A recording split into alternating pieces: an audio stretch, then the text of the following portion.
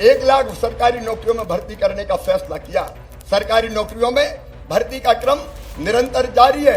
ये 1 लाख पूरा हो जाएगा तो 50,000 भर्तियां फिर शुरू हो जाएगी। पुलिस की भर्तियां अभी चल रही है। इसके अलावा भी हमने नई भर्तियां निकालने का भी फैसला किया है। हमने 85,000 से अधिक युवाओं की शासकीय सेवाओं में नियुक्तियां की है तथा आने वाले समय में प्रतिवर्ष 1 लाख से अधिक युवाओं को सार्वजनिक क्षेत्र के रोजगार में अवसर उपलब्ध कराएंगे। इसी प्रकार अगले 1 वर्ष में 1 लाख से अधिक युवाओं को ITI में तथा प्रतिवर्ष 10,000 युवाओं को ग्लोबल स्किल पार्क में कौशल प्रशिक्षण दिलाने का काम करेंगे। अभी हमने आपको 2 बड़े नेताओं के 2 बयान सुनाए। एक मध्य प्रदेश के पूर्व मुख्यमंत्री हैं जिनका नाम शिवराज सिंह चौहान है और एक मध्य प्रदेश के मौजूदा मुख्यमंत्री हैं जिनका नाम मोहन यादव है। साल 2026 के स्वतंत्रता दिवस के मौके पर मुख्यमंत्री मोहन यादव भोपाल के लाल परेड ग्राउंड पर युवाओं के लिए बड़े बड़े ऐलान कर रहे थे। सीएम ने कहा कि साल 2027 को युवा वर्ष के तौर पर मनाया जाएगा। युवा वर्ष का मतलब है नौकरी देंगे, रोजगार देंगे, बेहतर शिक्षा देंगे वगैरह वगैरह। अब इधर मुख्यमंत्री ने लाल परेड ग्राउंड से ऐलान किया तो कुछ बातों की चर्चा शुरू हुई। 10 सूत्र ने पड़ताल की कि क्या वाकई में प्रदेश के युवाओं की किस्मत बदलेगी या हाल वैसा ही होगा जैसा पहले हुआ था, क्योंकि पिछली सरकार ने भी कभी 1 लाख भर्ती तो कभी 50,000 भर्ती तो कभी 2-2 लाख भर्तियों का गाना गाया था। मुख्यमंत्री डॉक्टर मोहन यादव ने 2027 को युवा वर्ष घोषित किया है। वहीं जिस तरह से जेनजी का मामला उठा है, ऐसे में युवा फिर से सरकार के फोकस पर आ गए हैं। सीएम ने स्वतंत्रता दिवस के मौके पर अपने भाषण में कहा कि 67,000 पदोन्नति हो चुकी है। ऐसे में पदोन्नति के चलते भी पोस्ट खाली हुई हैं। इन सभी के चलते युवाओं को उम्मीद है कि दिसंबर में इस बार बम्पर भर्तियां आ सकती हैं। पहले सीएम ने क्या कहा था, आपको वो सुनना चाहिए। उसके बाद हम कुछ पुराने आंकड़े आपको बताएंगे। हमने 85,000 से अधिक युवाओं की शासकीय सेवाओं में नियुक्तियां की है तथा आने वाले समय में प्रतिवर्ष 1 लाख से अधिक युवाओं को सार्वजनिक क्षेत्र के रोजगार में अवसर उपलब्ध कराएंगे।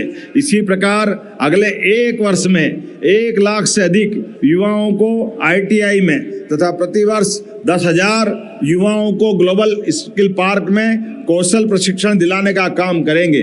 हम कौशल विकास के अंतर्गत मध्य प्रदेश में एक अलग प्लेसमेंट सेल बनाएंगे जो उद्योग और सरकार के बीच एक कड़ी का काम करेगा।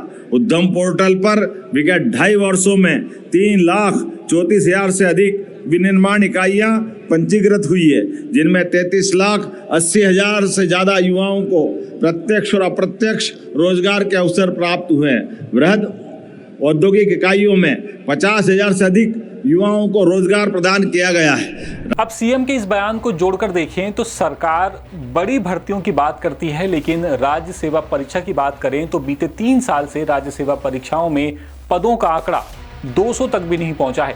साल 2022 में 457 पद आए थे और फिर 2023 में 229 पद, लेकिन इसके बाद 2024 में सिर्फ 110 पद, साल 2025 की भर्ती में 158 और 2026 की भर्ती में सिर्फ 156 पदों का विज्ञापन जारी हुआ। साल 2025 की मेंस हो चुकी है और साल 2026 की मेंस सितंबर में होनी है। दोनों भर्तियां दिसंबर जनवरी तक पूरी होने की उम्मीद की जा रही है। ऐसे में साल 2027 के भर्ती विज्ञापन में प्रदेश के युवा को ये उम्मीद है कि राज्य सेवा परीक्षा में शायद इस बार बम्पर पद आएं। और ऐसा नहीं है कि सिर्फ राज्य सेवा का हाल ही बुरा है। स्टेट इंजीनियरिंग परीक्षा की बात करें तो साल 2021 में 400 पद आए थे। इसके बाद 2022 में 36 पद, साल 2023 में कोई पद नहीं आया, साल 2024 में 23 पद आए तो 2025 की भर्ती में 32 पद ही आए थे। वहीं राज्य वन सेवा की बात करें तो इसका हाल भी खराब रहा। साल 2026 में सिर्फ 36 पद, 2025 तो 0 ईयर था, यानी कि कोई भर्ती ही नहीं निकली। साल 2024 में सिर्फ 14 पद आए। ADPO की भर्ती में पहले सिर्फ 17 पद थे। 10 सूत्री खबर के बाद कैबिनेट ने पदों को बढ़ाने की मंजूरी दी। इसके बाद शासन जागा और 90 पद बढ़ा दिए। अब 107 पद हो गए हैं इस भर्ती में। फूड सेफ्टी ऑफिसर के पद भी पहले 67 थे, बाद में 123 हुए, जबकि ये भर्ती पूरे 17 साल बाद आई।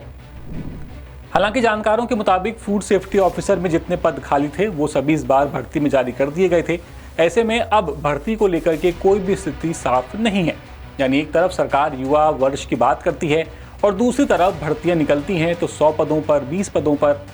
हालांकि कुछ महीनों में कर्मचारी चयन मंडल की परीक्षाओं में जरूर पदों का आंकड़ा 1000 तक पहुंचा है, कुछ इजाफा हुआ है, लेकिन वो भी ऊंट के मुंह में जीरा है, क्योंकि कैटेगरी वाइज अगर आप बांटेंगे तो पद वहां पर कम हो जाते हैं और फॉर्म भरते हैं लाखों लोग, जैसा कि आप जानते हैं। और ऐसा नहीं है कि सरकार ने अभी युवाओं की चिंता करना शुरू किया है। तत्कालीन मुख्यमंत्री शिवराज सिंह चौहान के कुछ भाषणों की बात करें तो साल 2022 में शिवराज सिंह चौहान ने कहा था कि इस साल हमने 1 लाख सरकारी भर्ती का फैसला किया है। सरकारी नौकरियों में भर्ती का क्रम निरंतर जारी है। 1 लाख पूरा हो जाएगा तो 50,000 और भर्ती शुरू करेंगे। इसके अलावा भी नई भर्ती निकाल रहे हैं, ये कहा था शिवराज सिंह चौहान ने 2022 में। साल 2023 में शिवराज सिंह चौहान ने फिर कहा कि रोजगार आज बड़ी समस्या है। हमने फैसला किया है कि 1 साल के अंदर 1 लाख सरकारी पदों पर भर्तियां की जाएंगी ताकि बच्चों को सरकारी सेवाओं में नौकरी मिल सके। साल 2024 आया तो मुख्यमंत्री बने डॉक्टर मोहन यादव। इन्होंने कहा कि लगभग 28,000 पदों की भर्ती के रिजल्ट जारी कर नियुक्ति पत्र जल्द जारी किए जाएंगे। रोजगार मेले के जरिए 90,000 ग्रामीण युवाओं को रोजगार प्रदान करने का काम कर रहे हैं। साल 2025 में मोहन यादव ने कहा कि प्रदेश के सभी सरकारी विभागों में 1 लाख पदों पर भर्तियां की जा रही हैं। आने वाले 5 साल में 2,50,000 भर्तियां करने का लक्ष्य रखा।